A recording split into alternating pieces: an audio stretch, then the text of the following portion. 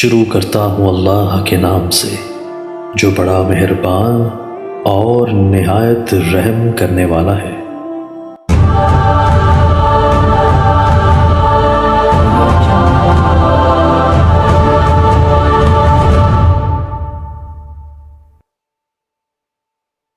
وہ سمجھدار نہیں تھا، ہم نے سمجھا کہ شیخ بکر خود لکھا ہے، بکر خوف لکھا تھا۔ میں طائف جا رہا ہوں، میرا وہاں سے عمرے کا احرام باندھنے کا ارادہ ہے، میرے پاؤں میں تکلیف ہے، میں عمرے کا طواف اور سعی جوتے نئے پہن بالکل نئے جوتے ہوں اور ہڈی چھپے نہ پہن کے کر سکتے ہیں۔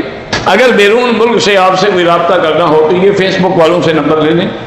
میں بار بار توبہ کرتا ہوں لیکن پھر توبہ پہ قائم نہیں رہتا ہوں، پھر بھی کرتے رہو، 1000 بار توبہ شکستی بار اگر 1000 دفعہ بھی توبہ توڑ چکے ہو پھر بھی توبہ کرو، پھر بھی توبہ کرو، اللہ کا دروازہ ابھی بند نہیں ہوا۔ میری والدہ بیمار ہے، اللہ ہر بیمار کو شفا دے، میرے لیے بھی دعا کیا کریں۔ چند دنوں سے مجھے بھی کچھ تکالیف ہیں، بڑا عجیب سا مسئلہ بنا ہوا ہے، اللہ شفا عطا فرما دے۔ علاج کی حد تک تو ہم کرتے ہیں کیونکہ علاج بھی سنت ہے، لیکن شفا تو اللہ کے ہاتھ میں ہے کہ اللہم اشفنا واشف مرضانا وارحم موتانا واستجب دعاءنا ولا تخیب رجاءنا برحمتک یا ارحم الراحمین۔ میرا بھائی ہوٹل سے چادریں پہنو یا آسمان سے پہنو، میقات میں جا کے نیت کرو، بس بات ختم ہوئی۔ ضروری تو نہیں کہ وہی کھڑے کھڑے چادریں پہنو۔ بے اولاد جو ہیں ان کے لیے وہی اولاد کو قرآن پاک کی یہ دعائیں ہیں، رب حب لی من لدنک ذریۃ طیبہ، اور اسی طرح رب لا تذرنی فردا وانت خیر الوارثین۔ بہرحال حضور پاک نے جبل رحمت پر تو کھڑے ہو کے خطبہ نہیں دیا تھا، جبل رحمت کے دامن میں جو پہاڑ ہیں، کالے کالے پتھر پڑے ہیں، وہاں اونٹنی پہ بیٹھ کے خطبہ دیا تھا۔ پہاڑ کے اوپر نہیں چڑھے، اوپر چڑھنا بدعت ہے۔ کہتے ہیں کہ بابا آدم یہیں رہتے تھے، ملاقات نہ بابا آدم یہاں رہتے تھے نہ بی بی حوا، اللہ عالم جب وہ اتارے گئے جنت سے ملاقات ہوئی ہو، اللہ جانتا ہے کہ تاریخ تو بتا ہی نہیں سکتی نا۔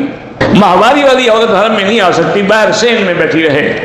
دیکھیں نا میری بیٹی، مجھے بعض اوقات کہتے ہیں وکیل صاحب ناراض ہو جاتے ہیں، غصہ آ جاتا ہے۔ غصہ اس لیے آتا ہے جب تم اپنے ملک میں ہوتی ہو اور تمہیں حیض ہو تو مسجد میں جاتی ہو، جب وہاں نہیں جاتی ہو تو یہاں کی مسجد میں کیسے آ سکتی ہے؟ مسئلہ کو پوچھنے والا ہے، ناپاک ہے ناپاک ہے۔ میں نے اپنے ملک سے احرام باندھ لیا، پاکستان سے ایئرپورٹ تک میں بوٹ پہنے رہا، صدقہ کر دیں، خیرات کر دیں۔ اگر شوہر کا انتقال ہو جائے یا وہ طلاق دے دے، یہ عورت دوسرے مرد کے ساتھ نکاح کر لے تو یہ عورت پہلے شوہر کے ساتھ جنت میں جائے گی یا دوسرے شوہر کے ساتھ؟ جس کے نکاح میں فوت ہوگی اس کی بیوی ہے، اور پہلے کی تو بیوی رہی نہیں، اس کے ساتھ جنت میں جائے۔ بعض علماء کہتے ہیں کہ اللہ اس کو اختیار دے گا کہ دو میں سے جو جس کو چاہو اختیار کرو، لیکن مسئلہ یہی ہے کہ جس کے نکاح میں فوت ہوگی اس کی بیوی ہے۔ میں عمرے کے طواف کے بعد 2 رکعت پڑھ رہا تھا، ثنا میں غلطی ہو گئی، پھر ثنا چھوڑ دی، پوری نہیں پڑھی۔ بہرحال جو کچھ کیا اللہ قبول کرے، آئندہ احتیاط رکھو۔ بہرحال پیشاب کے قطروں کی تکلیف ہے، میں ٹیشو پیپر رکھتا ہوں، 1 گھنٹے کے بعد میرا بھائی جن کو قطروں کی تکلیف ہے ان کو ہر نماز کے لیے نیا وضو کرنا ہوگا، یعنی مانا مغرب کے لیے جو وضو کیا عشاء تک وہی وضو ہے، چاہے قطرے گرے پھر عشاء، لیکن نیچے کوئی انڈر ویئر یا کوئی ایسی چیز رکھے کہ وہ قطرے اللہ کے حرم میں یا مسجدوں میں نہ گرے۔ میرے بھائی کی شادی 20 سال ہو گئے، اولاد نہیں ہوئی، پہلے چیک تو کرو خاوند میں نقص ہے یا بیوی میں، جس میں نقص ہے اس کا علاج کرو پھر دعا مانگو۔ گاڑی کی قیمت 1 کروڑ روپے ہے، 40 لاکھ بقایا 60 لاکھ 15 مہینے قسطوں میں وہ جائز ہے۔ بہرحال جس آدمی کو معذوری ہے وہ بھی استعمال تندرست استعمال نہ کرے، اور میں نہیں سمجھتا کہ کوئی تندرست استعمال کرتا ہو۔ کون آدمی ہے جو اپنے آپ کو مریض بنا کے پیش کرے؟ یہ تمہیں اہتمام ہے، ورنہ کوئی ایسا پاگل نہیں ہو گیا، وہ ٹھیک ٹھاک ہے لیکن ویل چیئر پہ بیٹھا ہے۔ ہاں کوئی بڑے لوگ ہوں، نخرا ہو تو الگ بات ہے۔ بہرحال اگر نماز میں فرض نماز میں مثلا عشاء پڑھ رہے ہیں اور عورت بھی عشاء پڑھ رہی ہے ہمارے آگے، پھر نماز نہیں ہوتی، وہ کوئی اپنی نفل پڑھ رہی ہے پھر ہماری نماز ہوگی، یعنی وہی نماز ہو جو ہم پڑھ رہے ہیں وہی پڑھ رہی ہو، آگے ہو یا برابر کھڑی ہو، نماز نہیں ہو۔ جب میں رات کو سو جاتا ہوں تو نیند میں باتیں کرتا ہوں، تو اب اس کا کیا علاج ہے؟ میں وہاں آ کر آپ کو اٹھایا کروں، اس کا کیا علاج؟ اللہ سے معافی مانگو، دعا کرو، فاتحہ پڑھو، آیت الکرسی پڑھ کے دم کیا کرو، یا بیوی سمجھدار ہو تو اس کو سمجھا دو کہ جب تم باتیں شروع کر لو تمہارا ناک پکڑ لے۔ نہیں، یہ علاج ہے، میں مذاق نہیں کر رہا۔ جس کو ہچکیاں آتی ہوں یا رات کو باتیں کرو سے ناک پکڑ لینا، جب مجبور ہو کے سمجھ پھر باتیں چھوڑ جا لے کے پھر باتیں کریں، تجربہ کر لو رات اپنے خاوند کے ساتھ۔ دم کا معنی ہی یہی ہوتا ہے کہ ایک بکری، دمبا، بکری، بکرا کچھ بھی ہے، یہ دم ہوتا ہے۔ ہم یورپ میں رہتے ہیں، سفر کے دوران نماز وقت کرتے ہیں، اب گاڑی میں بیٹھ کے فرض نماز ادا کر لیتے ہیں، بالکل نہیں ادا ہوتے، زمین پہ اتر کے نماز پڑھنی ہوگی۔ ایک ہے ٹرین چل رہی ہے جس سے آپ اتر نہیں سکتے ہیں، وہاں نماز ہو سکتی ہے۔ ایک تم اپنی گاڑی پہ ہو تو سائڈ پہ کھڑا کرو، کسی پارکنگ ایریا میں جا کے کھڑی کرو، نماز پڑھو۔ عمرہ کرنے کے بعد آدمی اگر اپنا حل خود کر لے کوئی حل نہیں، مقصد حل کہیں کوئی اور کرے یا خود کرے. دو بندے کاروبار کر رہے ہیں، ایک بندہ حلال پہ ایک کے حرام کا جواب خدا کو دے گا، تم اپنے نفع لو. میں نے پہلے 2 عمرے کیے، اس طرح سے بال صاف کیے، تیسرا عمرہ کرنا ہے، عمرے کے بجائے اس طرح کے بجائے کٹ لگا سکتا ہوں. کٹ یعنی چمڑا کاٹو گے، کیوں پہلے تو اس طرح پھرا ہوا ہے نا، بال تو ہے نہیں. اب کٹ جو لگاؤ گے، چمڑا کاٹو گے، چمڑا کاٹ دے تو ٹھیک ہے، اللہ قبول کریں، کاٹو. اللہ کے بندے اس طرح پھرواؤ بال ہو یا نہ ہو.